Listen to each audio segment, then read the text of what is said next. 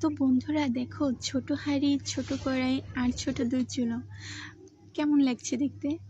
আমার যে কত ভালো লাগছিল নিজের হাতে বানিয়ে নিজের চুলায় নিজেই বসে বসে রান্না করতেছি। তো অনেক ভালোই লাগতেছিল আমার রান্না করতে। তো আমি এই প্রথমবার এই চুলোতে রান্না করতেছি। রান্না করার সময় আমার কোনো সমস্যা হয়নি রান্না করতে।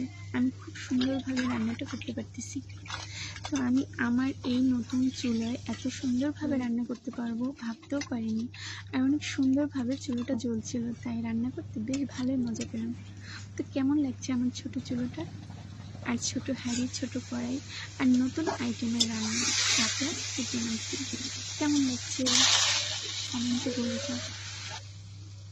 আর যদি ভালো লেগে থাকে পাশে থেকো।